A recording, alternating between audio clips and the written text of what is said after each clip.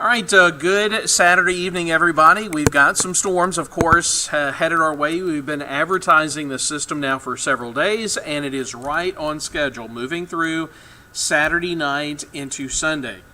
Kind of deja vu, right? Because last weekend we had storms coming in Saturday evening into Sunday morning.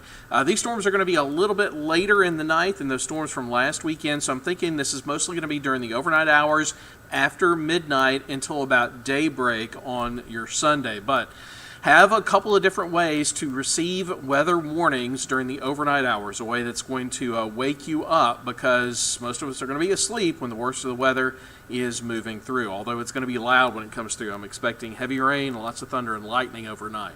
All right, here's a look at the storms, and you see what's headed our way. Look at East Texas, and it's a pretty nasty line of storms developing, although right now there are no watches and there are no warnings. We have had a few warnings with this line earlier today, but as of right now there aren't any.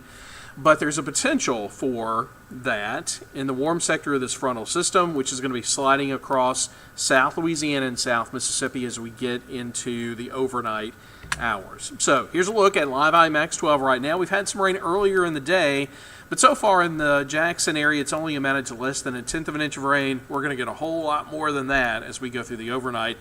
This is not going to be a very quick-moving system. It's just going to plod along to the east. So because of the slow movement of the storm, we've got the potential for several inches of rain.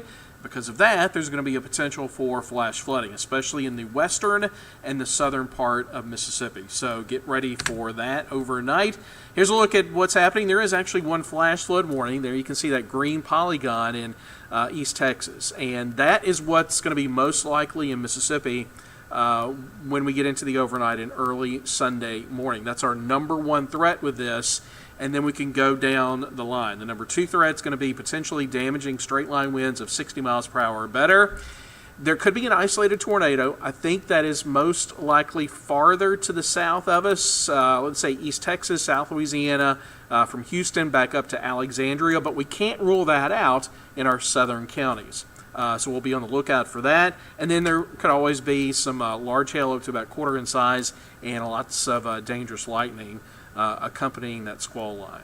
So right now we're at 69 degrees at just about 9 o'clock on your Saturday night. And notice the dew point is at 67 with a southeast wind. That dew point number has really surged. There's a lot of moisture that is going to be available for this storm to work with. That's why we're expecting so much rain. And because of this, temperatures are not going to drop very much between now and the time the storm gets in. Now, when the rain gets started, of course, that's going to cool us down a little bit too, but I really do expect us to stay in the lower to mid-60s as we go through the overnight. Notice Macomb at 66, Natchez about 64 in the morning.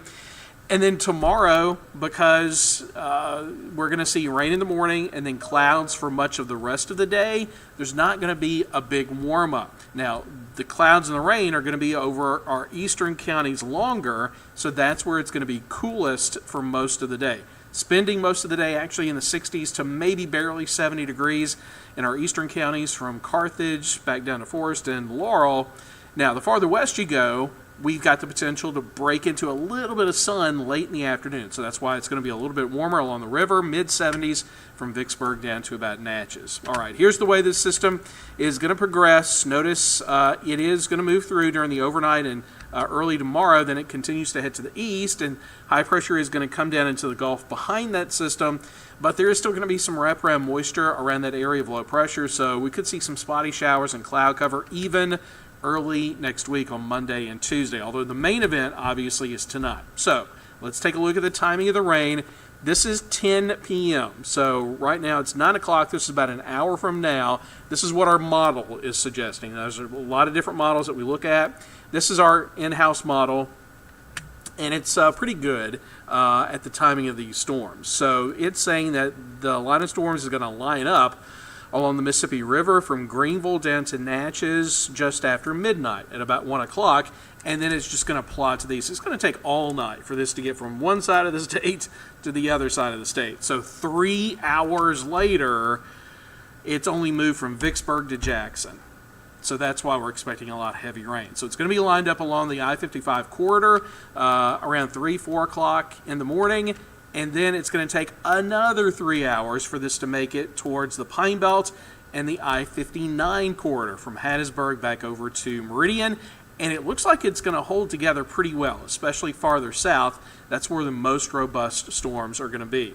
So it won't be until about lunchtime Sunday before the storms really move to the east in Alabama. They are going to weaken as they move eastward, but they're going to be pretty strong as they come through Mississippi. And we're going to be left with some lingering cloud cover, a couple of spotty showers. But notice the clouds over the eastern part of the state. That's why it's going to be cooler here. And the western part of the state may break into a little bit of sunshine on your Sunday afternoon. Severe weather risk is mostly going to be to the south and west of Jackson. It's going to be a level 1 to level 2 out of 5 risk. And we mentioned the highest risk is going to come from flash flooding, but then we go down the list. Strong winds, large hail, tornadoes. And again, that tornado risk is going to be more in that slight risk area where we've got places like parts of Adams, Franklin, Pike, Walthall, and Wilkinson and Amite counties highlighted there. That is really mostly south of Highway 84 in Mississippi. So again, the threat is extremely low, but it's not zero. So that's why we're going to have people here overnight in case there are warnings, so we can pass those along to you. Rainfall, 2 to 3 inches on average. It's going to be a lot of rain overnight, but some isolated spots could pick up even more than that, 4, maybe even 5 inches of rain, not out of the question. So there is going to be a flash flood threat. The highest risk is in the yellow shaded area, but that's for most of us in central and in south Mississippi. There's going to be a marginal risk a little bit farther to the east into the Pine Belt because the storms will slowly weaken as they head in that direction. But again, a lot of rain overnight. Stormy Sunday, spotty showers Monday, Tuesday. Then another front comes through Wednesday, but this one's going to be a fast-moving front, and we're just looking at a quick shot of showers. After that front moves through Wednesday, we are going to dry out, and we are going to cool down. And it's going to be the coolest weather we have seen so far this fall season as temperatures drop into the low 40s in the morning and just 60s in the afternoon for Thursday and Friday. Of course, Friday we know is Halloween, so it is going to be a chilly Halloween this year, but we don't have to worry about rain. All right, this is what we've been afraid of in the Caribbean. Melissa is blowing up. It was a tropical storm for about 3 to 4 days, but we thought it was going to get its act together, and that's what's happening right now. It became a hurricane earlier today. Now it's already a Category 2 hurricane with 100-mile-per-hour winds. And look at this. It's going to go from a 2 to a 3 to a 4 to a 5 in just about 24 hours. So horrible news for folks in Jamaica because right now it looks like it is going to make a direct landfall right there in Jamaica sometime, let's say Monday going into Tuesday, with 150, 160 mile per hour winds. It would be a devastating storm for Jamaica. The only good news is after it moves through Jamaica, I don't think it's going to linger. When it takes that turn to the northeast, it is going to accelerate. These fronts that are coming through the southeast is going to help to pick this up and really quickly take it away. So watch how fast. It's been a slow mover, but once that front picks it up, look how fast it's taken away. It goes through Cuba and the Bahamas very quickly as it is weakening, and by Thursday of next week, it's a Category 1 headed out to sea. Not going to get into the Gulf. It is not going to be an issue for anybody in the United States, but it's going to be a horrible, horrible storm for folks in Jamaica. All right, forecast for tonight, thunderstorms. Some could be severe, especially to the south of us. There's a 100% chance of rain. We're not going to miss it. Everybody's going to get some rain tonight. Low temperature at 60, but we're actually going to spend most of the night in the lower to mid 60s. And of course, strong southeasterly winds, but the winds are going to be stronger near those thunderstorms when the squall line comes through. And then tomorrow, we're going to call for a 90% chance of rain, but remember, this is mostly early in the day. The rain's going to be tapering off from west to east as we get into especially the midday and the afternoon hours. Temperatures are going to be held down into the 70s, and it really just depends on what part of the state you are. East of us, low 70s. West of us, we could warm a little bit more into the mid 70s. Still going to be a breezy day as winds continue to come in from the south. All right, here's a look at our 8-day forecast, and you see the spotty showers Monday and Tuesday. Well, Wednesday, the chance of rain goes up with the passage of that next front, and notice the difference in the temperature. The front comes in early Wednesday, so Wednesday afternoon, we only make it up to 64. We're down to 45. Thursday morning, only 61 for a high temperature Thursday. Now remember, tonight, temperatures are going to be in the low 60s for lows, and by the end of the week, we're going to be looking at low 60s for highs, even with partial sunshine. So Halloween is Friday. We're going to start that morning at 42 degrees. We'll warm up to 65 in the afternoon. But as soon as the sun goes down, because I'm expecting fair skies, temperatures are going to drop off quickly through the 50s and into the 40s later in the evening. So those costumes are going to need to be warm if the kids are going to be out, especially later on your Friday night. Then next weekend, guess what? Here comes another storm, although I don't think this one's going to be bad. And there's some differences in our models. Some are saying there's going to be a storm coming in. Other models say not so much. So we will tweak this forecast before we get to next weekend. But right now, I'm just going to throw in that chance of rain once again for a third week in a row, Saturday night into Sunday morning. Although, again, I think next weekend it's not going to be as bad. Notice temperatures stay chilly, 40s in the morning, 60s in the afternoon through the first weekend of November.